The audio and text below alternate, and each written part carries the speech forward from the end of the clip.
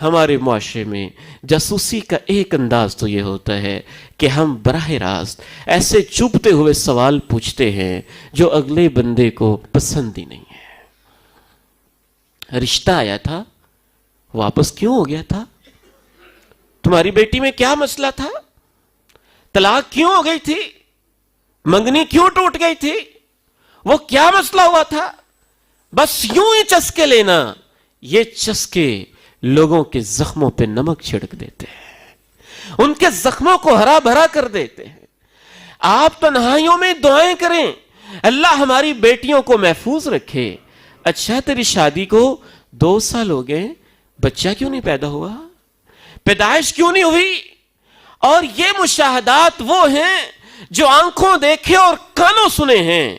میں اس بہن بیٹی کو آج تک نہیں بھولتا جو ہمارے گھر میں ایک دفعہ مہمان کے طور پہ آئی اور دوبارہ کبھی نہ آئی۔ پوچھا کیا وجہ ہے؟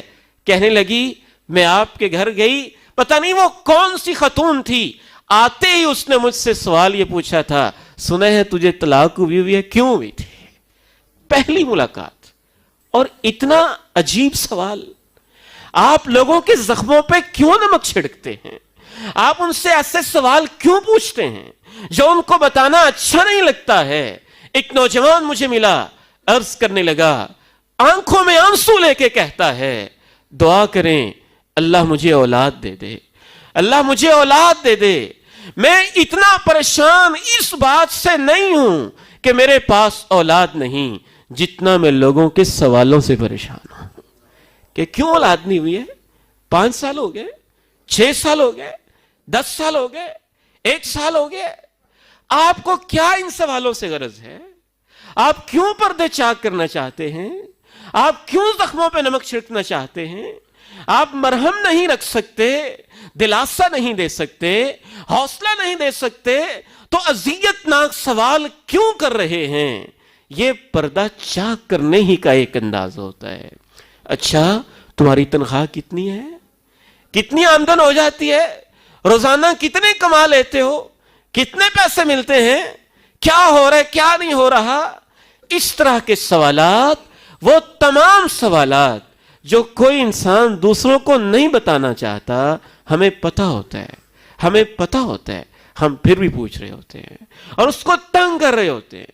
یا معشر من آمن بلسانی، اے وہ لوگو جو اپنی زبان سے دعوی ایمان کرتے ہو، وَلَمْ يُفْضِ الْإِيمَانُ إِلَىٰ قَلْبِي، ایمان ان کے دلوں میں نہیں پہنچا ہوا۔ لا تؤذِ الْمُسْلِمِينَ، مسلمانوں کو تکلیف نہ دیا کرو، مسلمانوں کو اذیت نہ دیا کرو، مسلمانوں کو تکلیف نہ پہنچایا کرو، اور ان کی پردے کی چیزوں کی تلاش اور ٹوبے نہ رہا کرو۔ جاسوسی کا ایک اور انداز یہ ہوتا ہے کہ ہم بعض دفعہ جاسوسی کرواتے ہیں معصوم بچوں سے۔ معصوم بچوں کو جب ہم اس چیز کے اندر انوالو کر لیتے ہیں تو ایسا انسان اتنا ظالم ہوتا ہے، صرف یہی نہیں کہ وہ جاسوسی کا مرتکب ہو رہا ہے، وہ بچوں کے خوبصورت مستقبل کو تباہ و برباد کر رہا ہے۔ یہ جو گھروں کے اندر سیاستیں چلتی ہیں، بعض دیہاتوں میں، گاؤں میں، شہروں میں، اداروں میں، دفاتر میں، پلازوں میں، مارکیٹوں میں، بازاروں میں، اس کا ایک گھناؤنا انداز یہ ہوتا ہے جاسوسی کا۔ معصوم بچوں سے پوچھا جاتا ہے تمہارے ابو کیا کرتے ہیں، تمہاری ماما کیا کرتی ہیں، تمہاری بہنیں کیا کرتی ہیں، تمہارا بھائی کیا کرتا ہے، گھر میں لڑائی تو نہیں ہوتی، گھر میں یہ تو نہیں ہوتا، گھر میں وہ تو نہیں ہوتا۔ کبھی عورتوں کے ذریعے سے جاسوسی کروائی جاتی ہے، اپنے گھر کی عورتوں کو بھیج کے دوسرے گھر کی عورتوں کے راز معلوم کرنے کی کوشش کرنا، یہ بھی ایک بدترین انداز ہوتا ہے جاسوسی کا جو ہمارے معاشرے میں اپنایا جاتا ہے۔ کبھی ملازموں اور خادماؤں کے ذریعے اور ماتحت لوگوں کے ذریعے جاسوسی کروائی جاتی ہے۔ ملازم سے پوچھتے ہیں تمہارا مالک کیا کرتا ہے، کیسے سلوک کرتا ہے، کیا کھلاتا ہے، کیا پلاتا ہے، کیسے رکھتا ہے، کیا دیتا ہے، کیا نہیں دیتا۔ ملازمین کے ذریعے، ماتحت لوگوں کے ذریعے کبھی ہم جاسوسی کرواتے ہیں، ہمسایوں کے ذریعے، پڑوسیوں کے ذریعے، ان کے ذریعے سے اور ان کے توسط سے اندر کے حالات کی ٹو کرنے کی کوشش کرتے ہیں۔ براہ راست غلط سوال پوچھ کے اور کبھی کسی ذریعے سے جاسوسی کا ایک بدترین انداز کبھی کبھی یہ بھی ہوتا ہے، دروازوں سے جھانکنا، چھتوں سے جھانکنا، ونڈو سے جھانکنا، کان لگانا اور یوں محسوس کروانا کہ بندہ سویا ہوا ہے، اسے تو کوئی خبر نہیں ہے، لیکن باتوں کو سنتے رہنا، دیواروں کی اوٹ میں جاسوسیاں کرنا کتنا خطرناک جرم ہے۔ رسول اللہ صلی اللہ علیہ وسلم صحیح بخاری میں ارشاد فرماتے ہیں، من استمع الى حدیث قوم وهم له کارہون، جس نے کسی گروہ کی بات سنی اور وہ نہیں چاہتے تھے کہ یہ ہماری بات سنیں، تو بندے گفتگو کر رہے ہیں، آپ پڑوس میں جا کے بیٹھ گئے، سنیں کیا کہہ رہے۔ عادت ہے نا، بعض لوگوں میں ڈیولپ ہو جاتی ہے، ہم تو اب تو آئی ٹی کا دور ہے، آئی ٹی کا دور ہے، اور اس میں تجسوسی کے نت نئے انداز متعارف ہو گئے، دوسروں کا ڈیٹا کھولنے کی کوشش کرنا، ان کے موبائل کے ذریعے سے ان کے اندر کے رازوں کو، ان کی کالز کے ریکارڈ کو، ان کے کالز کو، ان کی فون کو، ان کے لیپ ٹاپ کو، ان کے پورے جو بھی اکاؤنٹس ہیں، اکاؤنٹس کو ہیک کر کے کسی ذریعے سے کال ملائی ہے اور غلطی سے مل گئی اور آپ خوب کان لگا کے سننے لگے کہ اب گھر میں کیا ہو رہا ہے، یہ کیا باتیں ہو رہی ہیں، یہ سب اس حدیث کی ذیل میں آتے ہیں۔ صحیح بخاری کی عظیم حدیث، آپ نے ارشاد فرمایا، جو کچھ لوگوں کی ایسی باتیں سنتا ہے جو وہ چاہتے ہیں کہ ہماری بات کوئی نہ سنے۔ من استمع الى حدیث قوم وهم له کارہون، جو لوگوں کی ایسی بات سنے جو لوگ چاہتے ہیں کوئی نہ سنے، صب فی اذنیہ الآنک یوم القیامہ، کل قیامت کے دن ایسے جاسوس انسان کے کانوں میں اللہ سیسا پگھلا پگھلا کے ڈالیں گے۔ پورے کر لو اپنے شوق سننے کے، یہ جو تمہارے کان میری حدوں کو پھلانگتے تھے اور وہ باتیں سنتے تھے جو دوسرے نہیں سنانا چاہتے ہیں، جاسوسیاں کرتے تھے۔ اللہ کے نبی علیہ الصلوۃ والسلام کی کیا عظیم تعلیمات ہے، قرآن کتنی عظیم کتاب ہے، ہمارے رویے کیسے ہیں۔ کبھی جاسوسی کا انداز یہ بھی ہوتا ہے کہ لوگ براہ راست کسی کے گھر میں ملاقات کے لیے وہ وقت منتخب کرتے ہیں جو افراتفری کا وقت ہو، تاکہ ان کے گھر میں جائیں اور گھر کے راز ہمیں معلوم ہو جائیں۔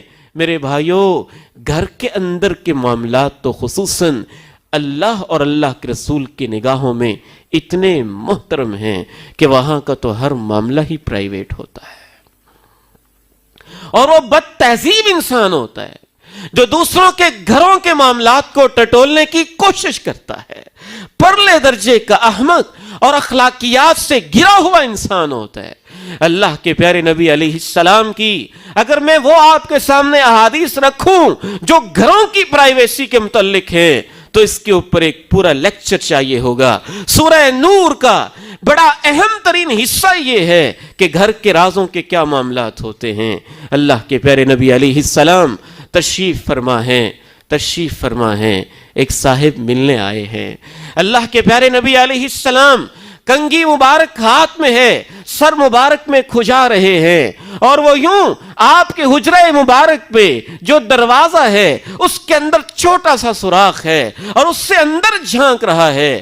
اللہ کے نبی علیہ السلام کو پتہ چل جاتا ہے۔ آپ کہتے ہیں اگر مجھے پہلے پتہ چل جاتا تم میری طرف میرے گھر میں جھانک کے دیکھ رہے ہو، میں اسی کنگھی کو تمہاری آنکھ میں مار کے تمہاری آنکھ ضائع کر دیتا۔ یہ صحیح بخاری کی حدیث ہے۔ گھروں کی پرائیویسیاں کیا ہوتی ہیں؟ اللہ کے بندو، یہ 4 منزلہ گھر کس لیے ہے اگر تم نے اندر ہی جھانکنا ہے؟ یہ بیڈ روم کس لیے ہیں اگر تم نے اندر کے راز فاش کرنے ہیں؟ یہ 4 دیواریاں کس لیے ہیں اگر تم نے ہر گھر کے اندر کی معلومات تک پہنچنے کی ناپاک کوششیں کرنی ہیں؟ یہ محلے کس لیے ہیں؟ یہ پرائیویسی کس لیے ہے؟ یہ ازدواجی معاملات کس لیے ہیں؟ یہ پردے کس لیے ہیں؟ یہ دیواریں کس لیے ہیں؟ یہ اتنے جتن اپنے گھر کے لیے کس لیے انسان کرتا ہے؟ اگر آپ نے اس کی پرائیویسی میں خلل انداز ہونا ہے اور اس کی نجی معاملات کو اور گھر کے معاملات کو بازاروں میں لے کے آنا ہے، میں بار بار کہتا ہوں اس سوشل میڈیا نے ہماری اخلاقیات کے جنازے نکال کے رکھ دیے ہیں، تباہ و برباد کر کے رکھ دیا ہے ہماری اخلاقیات کو۔ پتہ نہیں کیا ہو گیا لوگوں کو، ہر وقت سیلفیاں بن رہی ہیں۔ خود اب تو ہمیں اپنے بھی شاید ایسی عادت بن گئی ہے کہ ہم اپنے گھر کے معاملات بھی فیس بک پہ لا رہے، واٹس ایپ پہ لے رہے ہیں، یہ ہمارا ڈنر ہے، یہ ہمارا لنچ ہے، یہ ہمارا کھانا ہے، یہ ہم کھا رہے، یہ ہم کر رہے۔ کیسی فضول حرکتیں ہیں، حیران ہوتا ہوں دیکھ دیکھ کے۔ یہ جو ویڈیو ہے یہ تبلیغی مقصد کے لیے ہے کہ لوگوں تک بات پہنچ جائے، لیکن عجب معاملہ دیکھا ہے، تبلیغ کے بعد کھانے پہ بیٹھتے ہیں تو ہر چیز کا منظر، ہر چیز کو بس کیمرے کی آنکھ کے نیچے ہر چیز آنی چاہیے۔ اب کھانا کھا رہے ہیں، اب چائے پی رہے ہیں، اب یہ کھا رہے ہیں، اب یہ کر رہے ہیں، ہر چیز، ہر بات کی پرائیویسی ہوتی ہے۔ کسی وقت انسان کس حال میں ہوتا ہے، کسی وقت کس کیفیت میں ہوتا ہے، اور اس کیمرے اور موبائل نے تو آ کے ہماری ساری کی ساری پرائیویسی اور ہماری نجی زندگی کو ایسا اوپن اور تباہ و برباد کر کے رکھ دیا کہ اخلاقیات کے جنازے تک نکل کے رہ گئے۔ او میرے بھائیو، اللہ کا حکم ہے، ایمان والو بہت زیادہ گمانوں سے بچا کرو، جاسوسی نہ کیا کرو، بلکہ اللہ کے پیارے نبی علیہ السلام نے سنن نسائی میں یہاں تک ارشاد فرما دیا، جو شخص کسی کے گھر میں جھانک رہا ہو اور وہ گھر والے اس کی آنکھ کو پھوڑ دیں، فَفَقَعُوا عَيْنَهُ، وہ اس کی آنکھ کو پھوڑ دیں کہ ہمارے گھر میں کیوں جھانک رہے ہو، فَلَا دِيَةَ وَلَا قِصَاصَ، میں اللہ کا پیغمبر فیصلہ کرتا ہوں، ایسے انسان کی آنکھ ضائع ہو جائے تو نہ وہ قصاص لے سکتا ہے نہ دیت لے سکتا ہے۔ ایک آنکھ پھوڑنے کی دیت 50 اونٹ اللہ نے مقرر کی ہے۔ اتنی عظیم نعمت ہے آنکھ، لیکن وہ آنکھ جو جاسوس ہو جائے، جو لوگوں کے گھروں میں جھانکے، اندر ٹٹولے کے کیا ہو رہا ہے، اس طبیعت کو اللہ کے پیارے نبی نے اتنا ناپسند کیا کہ اسے گھروں کا تقدس کہیے کہ ایک قانون بنا دیا رہتی دنیا تک کے لیے۔ اگر یہ ثابت ہو جائے کہ اس وجہ سے اس کی آنکھ ضائع ہوئی ہے، وہ بدلے کا بھی تقاضا نہیں کر سکتا، قصاص کا تقاضا بھی نہیں کر سکتا، ولا دیتا، اور وہ 50 اونٹ دیت کا مطالبہ بھی نہیں کر